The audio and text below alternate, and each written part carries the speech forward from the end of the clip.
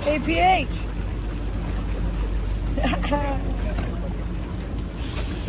What a legend. What a legend.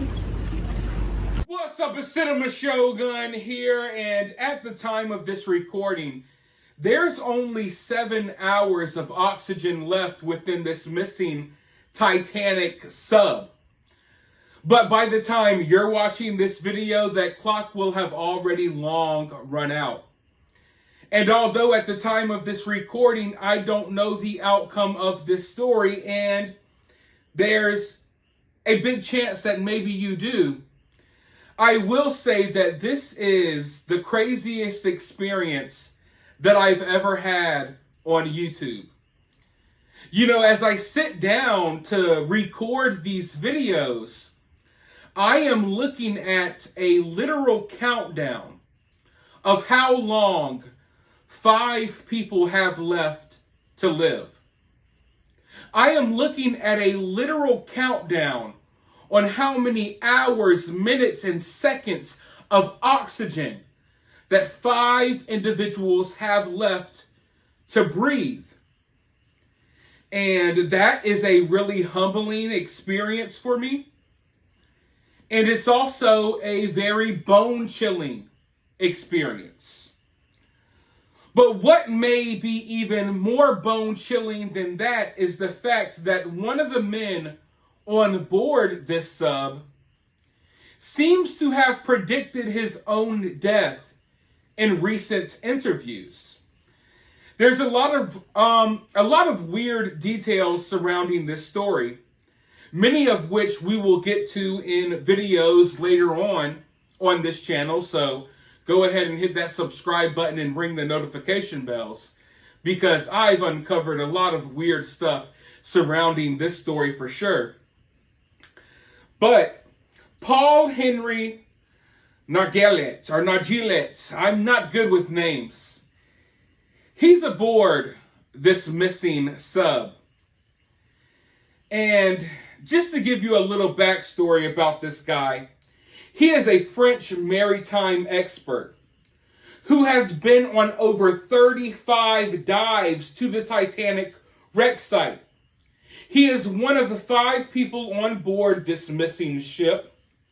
He's 77 years old.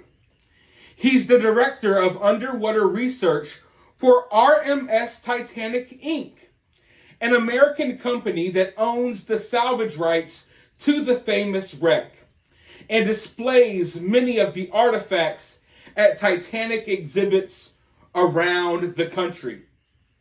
The company conducted 8 research and recovery expeditions between 1987 and 2010.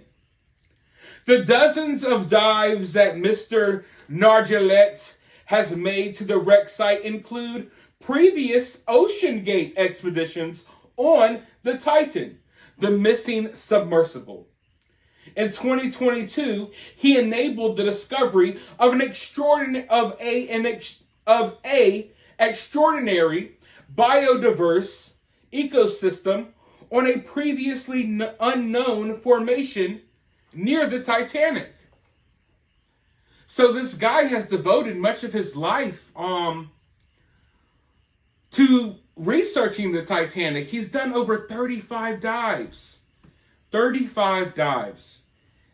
And it just so happens that in a recent interview, a bone-chilling interview at that, in many ways, I would say that he kind of predicts his own death. Now, I'm hoping and praying, fingers crossed, that they somehow find this sub and he's rescued. But I don't know that outcome right now. Maybe you do.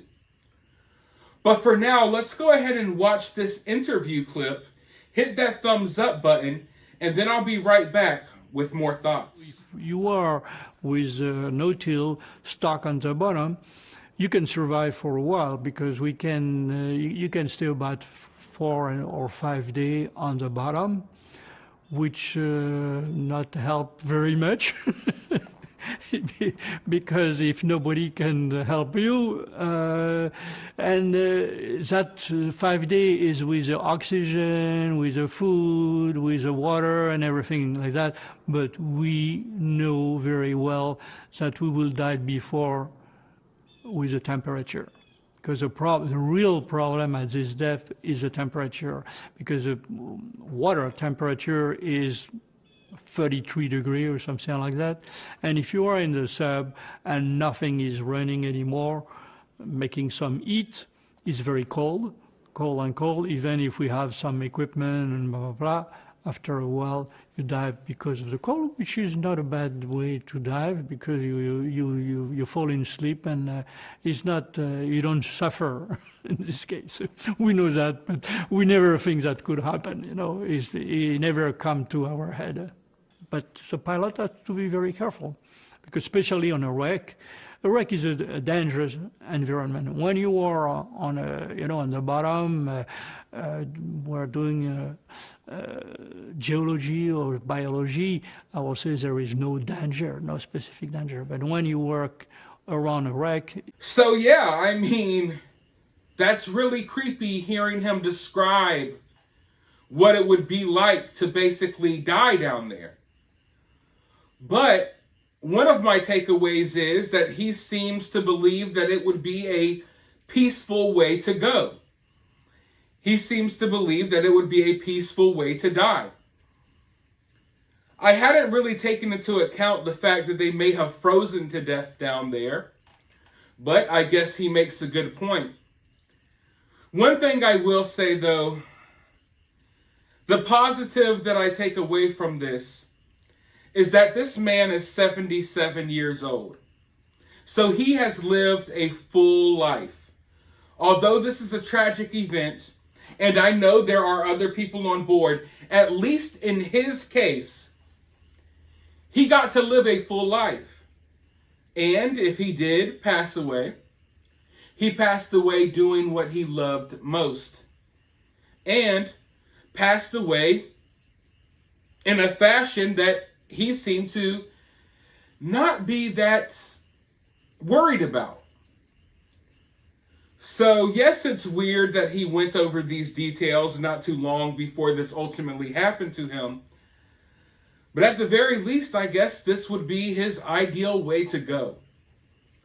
Let me know your thoughts about this, though, down in the comments below, because I'm almost at a loss for words here, because my mind is already going away from what we're talking about now, and I'm thinking about all of these other weird, extremely weird details about this story that I've been digging into, and I cannot wait to wake up in the morning and get to those stories.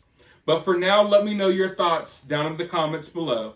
While you're down there, hit the thumbs up button, hit that subscribe button, ring that notification bell, and I will talk to you all in the next video.